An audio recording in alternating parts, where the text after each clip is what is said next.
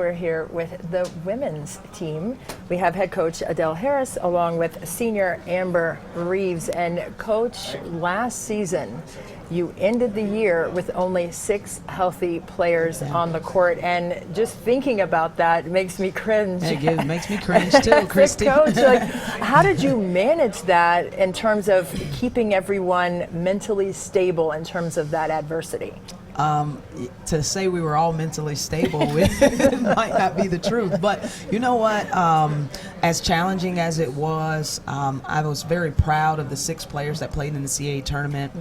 They competed, they expected to win, they gave the College of Charleston everything they could handle, and so that was a really, really strong foundation for the 5 kids returning this year, because they've been battle tested.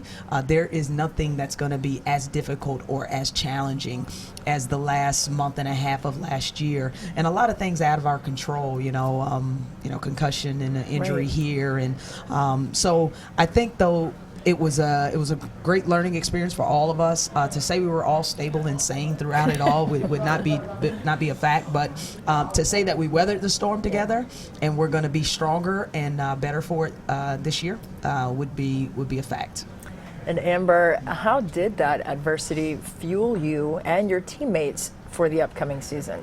It fueled us a lot, because now we feel like we've been through a lot, and we feel like we're the big kids on the block. So we've been through a lot of things that other teams haven't, and we've been building that chemistry to just be able to be that team where everybody's like, okay, they're older, and just use it as adversity and use it as something that makes us better. So Right. And Coach, this year depth is not an issue for you in That's terms right. of numbers. That's You right. have 5 new transfers and 4 freshmen. How has that process been for your team in terms of getting them up to speed with expectations? Yeah, well, 2 of the transfers were kids that sat out last year. Right. Okay, so they watched on the sideline while we did play with 6 players and sometimes 7 or 5, and like, I can't wait. I wish I could do something more Right. to help.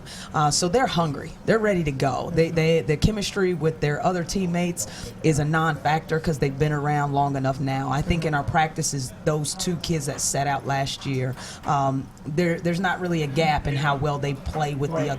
the other kids.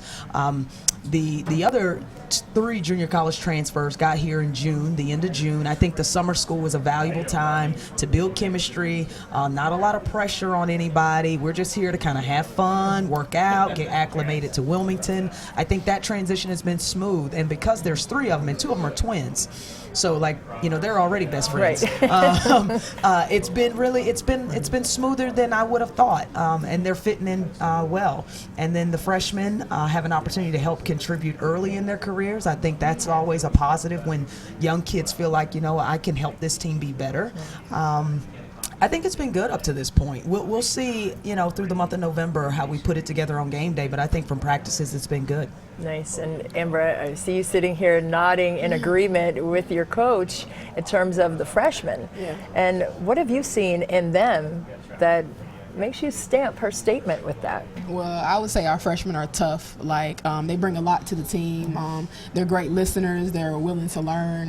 That's always good when you're, as a senior, they want to look at somebody and say, who do I listen to? And just having somebody to follow. It's always good. It's always good to have followers. So they're going to bring a lot to our team. Definitely, we need them just as much as we need everybody else. And as a senior leader, not just on the court, academically, the last 2 seasons you've received all academic team honors. What have you discussed with these freshmen and new players to the program about the importance of being a well-rounded young woman? I've just let them know that it takes hard work. You lose a lot of sleep, you do it, but it's all worth it in the end. That's right. It's good to be able to have, basketball accolades, but it's also good to back it up with academic accolades because, basketball is going to stop one day. That's so I always try to keep that in mind and allow that to push me when I'm up at 3 a.m. and things like that. So. Oh, that's beautiful. Chills from that because it's so true. And Coach, moving forward to this season, in terms of your non-conference play, you have Providence, NC State, and Tennessee. Yeah. How do you see those games in the non-conference helping bolster confidence moving forward into the CAA portion of the season? Yeah, well, we have a, I think, really, really competitive non-conference schedule. We play a few Atlantic 10 conference schools, one Big East school, obviously, and then you got the ACC and SEC schools. I think it's a nice balance for us to see where we are, you know, at East Carolina early in the year, at Davidson. Very, very good wins. Yes. We can go on the road and beat them there. They're very quality wins. And also we finish up, obviously, on Pat Summitt Court to finish out the 2016 year. And I'm very excited about that. I'm going to take the kids to the Women's Basketball Hall of Fame. We're going to get a nice education on who Pat Summitt really was. I think we think we know, but they have no clue how she was such a pioneer in our game. So we're going to use that. And then we go to the newly renovated Reynolds Coliseum down at NC State. And I'm going to talk a little bit about K-Yow while we're down Fantastic. there. So two great opponents to go on their home courts and see where we are. I think our kids will be excited for the challenge.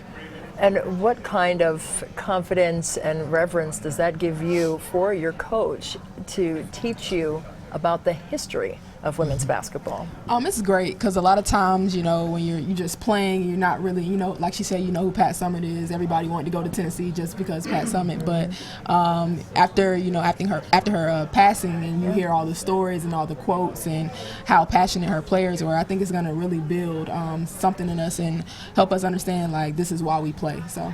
And how has Coach Harris impacted you in that manner? Great. Coach has always supported me in everything. Like, if I ever have a problem with school or anything, she's always been somebody that has understood what I needed, and always been somebody to try to just help balance me out because, you know, I get, like, flustered and things like that. So it's been great. Well, you were that Energizer Bunny at Wake Forest, and your play has transferred in terms of the passion to the sidelines as a coach. What does it mean for you to be not only a head coach, but a mentor and a life teacher for these young ladies? Oh yeah, there's no question. That is the most important job. And part of my mission, you know, you can't always go back and pay back the people who did so much for you. And every athlete understands this. Every coach understands, every adult understands this. I have to pay it forward.